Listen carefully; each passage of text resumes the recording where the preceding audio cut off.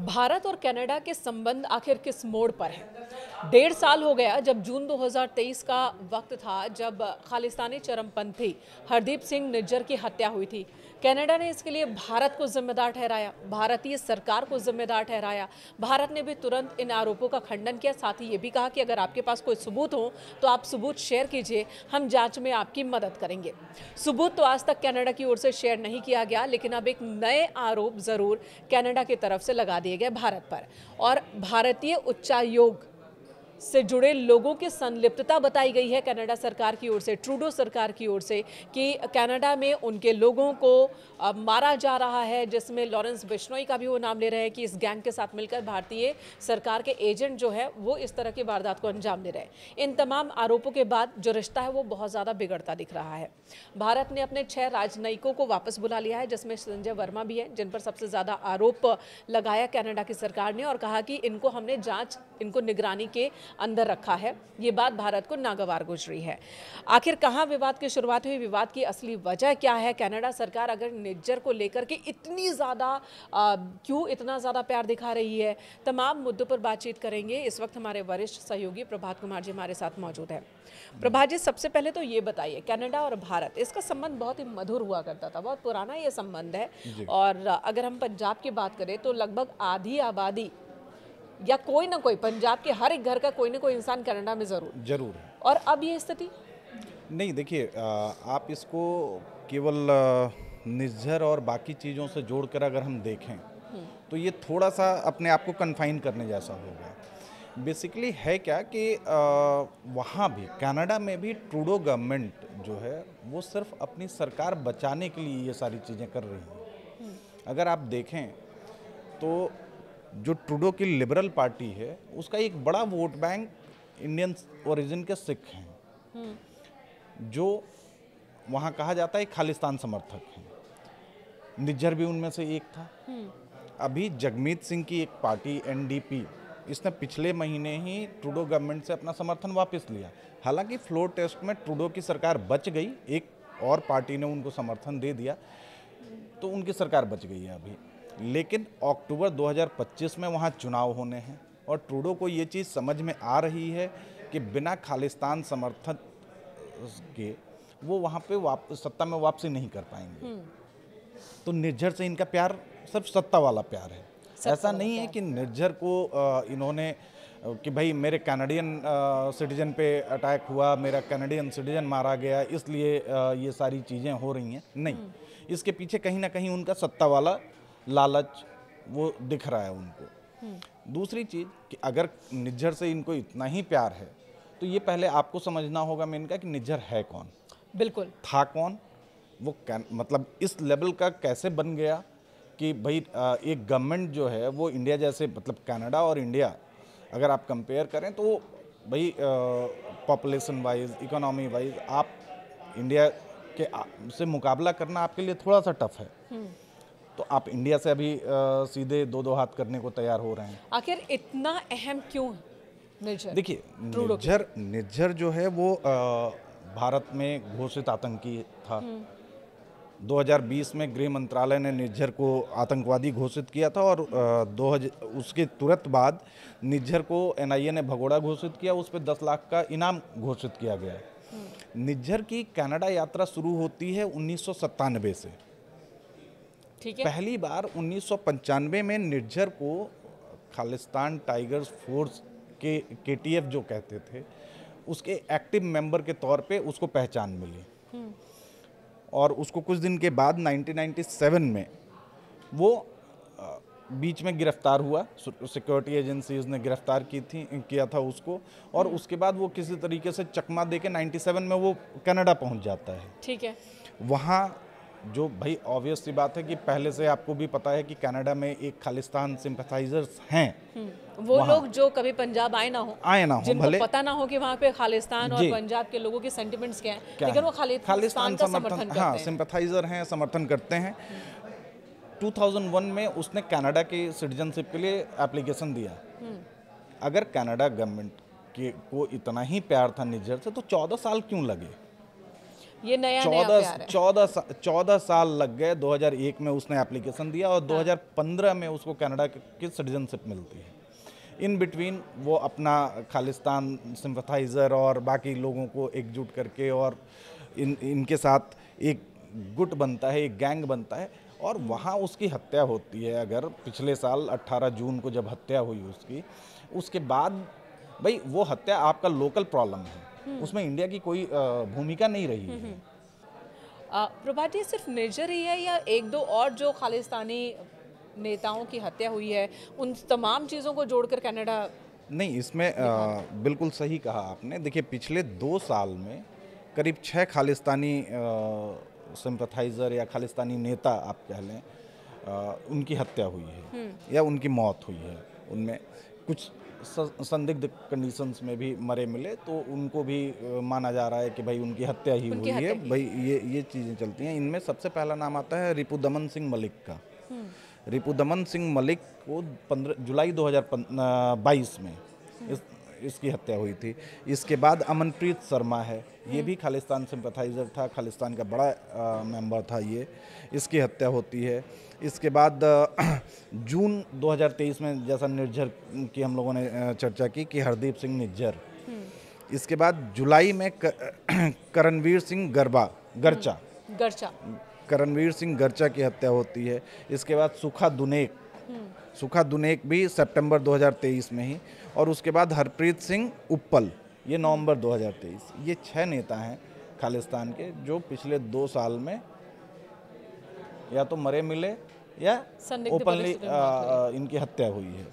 लेकिन इन मामलों की जांच पड़ताल तो कनाडा सरकार करवा रही है, अभी तक किसी नतीजे तक नहीं पहुंची, कोई सबूत नहीं है आरोपों का उसके पास, और यही वजह है कि बेबुनियादी आरोप भारत की तरफ बढ़ा रही है। यानी कि कह सकते हैं कि कनाडा सरकार अपनी नाकामियों का ठीकरा भारत के सर फोड़कर और इस बहाने कट्टरपंथियों को, चरमपंथियों को अपने तरफ लेने की कोशिश है उनकी। एक लाइन में ये चीज कह सकते हैं कि अपनी नाकामियों का ठीकरा दूसरे के सिर पे फोड़ दो। लॉरेंस बिश्नोई का नाम भी लिया। हाँ, अब ये कहां से आया? और सबूत किसी भी आरोप का नहीं। भाई इंडिया ने जब पिछले साल जून में निज्जर की हत्या हुई थी, उसके बाद सितंबर में ट्रूडो ने पहली बार गवर्नमेंट ऑफ इंडिया पे एलिगेशन लगाए थे कि भाई इसमें ये गवर्नमेंट ऑफ इंडिया का हाथ है, गवर्नमेंट ऑफ इंडिया इसको इस पूरे हत्याकांड के पीछे है। उस समय भी हमारी ओर से, इंडिया की ओर से ये कहा गया था कि अगर इस तरीके के सबूत हैं तो आप दीजिए, हम जांच में कोऑपरेट करने को तैयार हैं। लेकिन आपके पास कोई सबूत है नहीं, आप सीधे सीधे मतलब एक जबानी जमाखर्च जिसको कहते हैं ना मेनका, वो कर रही है ट्रूडो गवर्नमेंट। अब अगला सवाल ये है कि भारत ने जिस तरह से जवाब दिया, राजनयिकों को वापस बुला लिया, खासकर संजय वर्मा जिसका जिक्र किया गया कि उन्हें हमने अपनी निगरानी में रखा है, उनको वापस बुलाया। साथ ही ये भी कहा कि 36 साल का उनका अनुभव है, उन पर कोई क्वेश्चन हम बर्दाश्त नहीं करेंगे। इस एक्शन को कैसे देख रहे हैं? मेनका देखिए, डिप्लोमेटिक रिलेशंस में ये बहुत मायने रखता है म्यूचुअल ट्रस्ट। भाई गवर्नमेंट ऑफ इंडिया का जो सुप्रीम मोस्ट रिप्रेजेंटेटिव है आपकी कंट्री में, वो हमारा हाई कमिश्नर है। हम दोनों कॉमनवेल्थ कंट्रीज़ हैं, हम दोनों के रिश्ते जो हैं वो काफ़ी पुराने हैं। तो अब वहाँ पे आप बेसलेस एलिगेशन अगर आप लगाते हैं तो ये बर्दाश्त से बाहर है। ये कितना कड़ा स्टेप है, क्योंकि पाकिस्तान के साथ इस तरह की चीजें तो हमने देखी है और किसी देश के साथ ऐसा देखा नहीं। डिप्लोमेटिक रिलेशन में ये सबसे हार्ड स्टेप माना जाता है, अपने डिप्लोमेट्स को वापस बुलाना। तो संबंध के बिगड़ते जाएंगे और अब भविष्य क्या लग रहा है? 25 में इलेक्शन होना है, अक्टूबर, अभी 1 साल है, अभी है। अक्टूबर 24 में हम लोग बैठे बात कर रहे हैं, अक्टूबर 25 में वहाँ इलेक्शन होना है। और ट्रूडो गवर्नमेंट का स्टैंड क्लियर है। अगर यही रहता है तो कम से कम 1 साल तो सरकार जो संबंध हैं हमारे वो खटाई में दिख रहे हैं। हालांकि ऐसा है मेनका कि इस संबंधों का ये असर जो है वो कनाडा पे भी बहुत बुरा पड़ने वाला है। वही, क्योंकि दोनों देशों के बीच में अर्थव्यवस्था के भी संबंध है, ठीक है, आर्थिक तौर पर भी रिलेशन से बायलैटरल, और बहुत बड़ी आबादी भारत की वहाँ रहती है, वहाँ से भी लोग यहाँ आते हैं। देखिए कनाडा जो है, कनाडा में का पॉपुलेशन करीब 3 करोड़ 90 लाख या 95 लाख या 4 करोड़ के आसपास है, मोटा मोटी आप ये मान के चलिए। उनमें से 5% मतलब 18 से 19 लाख इंडियन पॉपुलेशन है, और उसमें से भी 5% जो है वो सिख पॉपुलेशन है। वहाँ आप चले जाएं तो इंडियन स्टूडेंट्स मिल जाएंगे, इंडियन एम्प्लॉय मिल जाएंगे आपको, जो अलग अलग व्यवसाय में वहाँ लगे हुए हैं। वहाँ आपको हॉस्पिटैलिटी सेक्टर में एक बहुत बड़ा तबका है इंडिया का, और ख़ास तौर पे सिखों का, जो वहाँ हॉस्पिटैलिटी सेक्टर को सर्व कर रहा है, जो वहाँ टूर एंड ट्रैवल सेक्टर को सर्व कर रहा है। ठीक है। वहाँ टीचिंग प्रोफेशन में भी काफ़ी इंडियंस आपको मिल जाएंगे, स्टूडेंट्स हैं ही। तो क्या इन सबको दिक्कत होने वाली है, क्योंकि बहुत सारी जगहों पर अटैक जैसी भी चीज़ें हुई हैं, खासकर हिंदू आबादी की बात करें? देखिए, इसमें अभी ये कहना बड़ी जल्दबाजी होगी, क्योंकि कई बार होता ये है कि आप आरोप प्रत्यारोप का दौर चलता है, बाद में जब आप शांत होकर बैठते हैं, सोचते हैं, तो लगता है कि यार ये चीज़ें बेबुनियाद हैं। हालांकि ट्रूडो गवर्नमेंट जो है, और खुद प्राइम मिनिस्टर ट्रूडो वहाँ पे कनाडा के, वो कई कंट्रीज़ से संपर्क कर रहे हैं। उन्होंने यूएस को भी कनेक्ट करने की कोशिश की है, ब्रिटेन को भी करने की कोशिश की है, लेकिन हर जगह से उनको एक ही जवाब मिल रहा है कि भाई अगर ऐसा कुछ है तो आप सबूत तो बताओ। बिना सबूत के आप किसी पे कैसे आरोप लगा सकते हैं? और आप आरोप लगा रहे हैं, और इस आरोप को भी ऐसा नहीं है कि आपने आज लगाया है और आज आपसे सबूत मांगे जा रहे हैं। पिछले 1 साल का पूरा टेन्योर निकल चुका है। 2023 में उन्होंने ये आरोप लगाया था, G20 में आए थे और लौटे थे उसके बाद से। और अभी अक्टूबर 2024 में हम बैठे हैं, आपकी ओर से कोई सबूत नहीं दिए गए।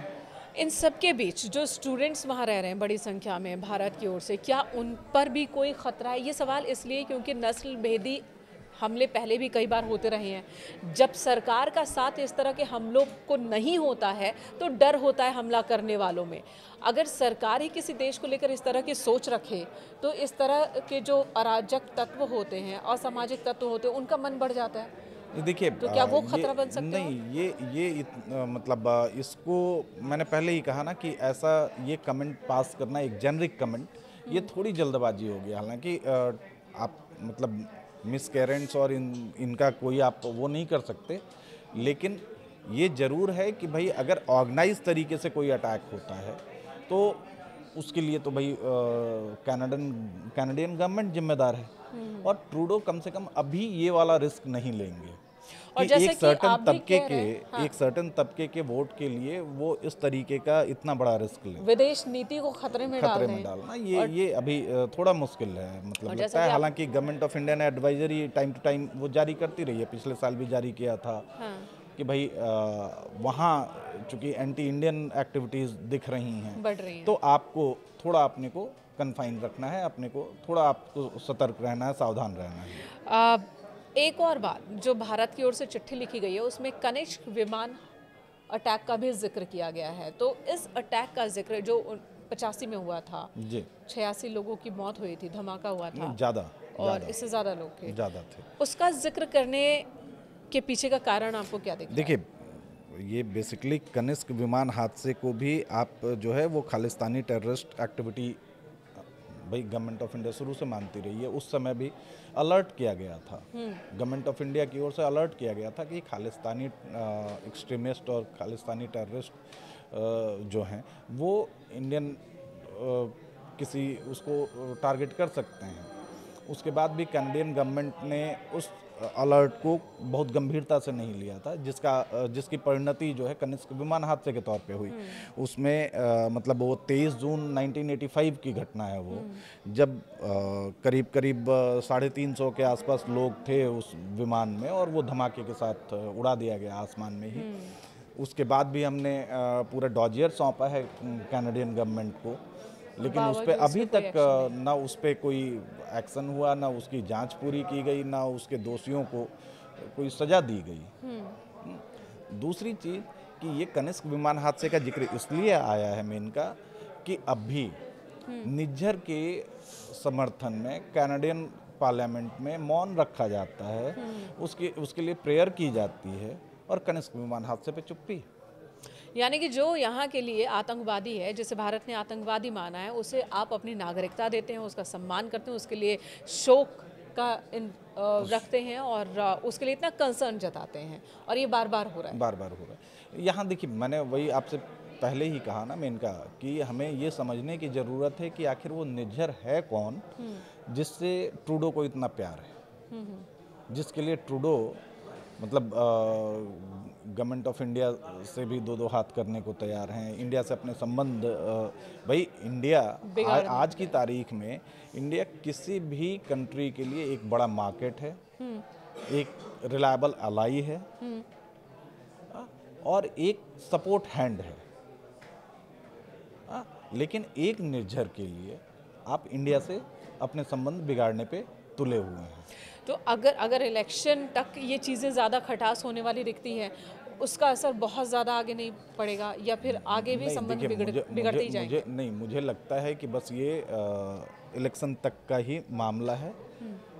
वहाँ देखिए, पॉलिटिक्स हर जगह की एक ही सी है, वो कुछ गिमिक है, कुछ ट्रिक है, कुछ पॉपुलिस्ट एक्ट होते हैं जो अपने लोगों को, अपने वोट बैंक को कैटर करने के लिए होते कुछ हैं। जानकार ये भी कह रहे हैं कि जो कनाडा में इस वक्त समस्या है, चाहे वो महंगाई हो या बेरोजगारी हो, उन समस्याओं से लोगों का ध्यान भटकाने के लिए बिल्कुल, भी ये बिल्कुल ये वही चीज़ है। अभी मैंने आपको जो जिक्र किया कि पिछले महीने ही जो जगमीत सिंह एनडीपी कनाडा की एक पॉलिटिकल पार्टी है जिसके सपोर्ट से ट्रूडो गवर्नमेंट चल रही थी, पिछले महीने उन्होंने सपोर्ट वापस लिया अपना और इनको फ्लोर टेस्ट में जाना पड़ा ट्रूडो को।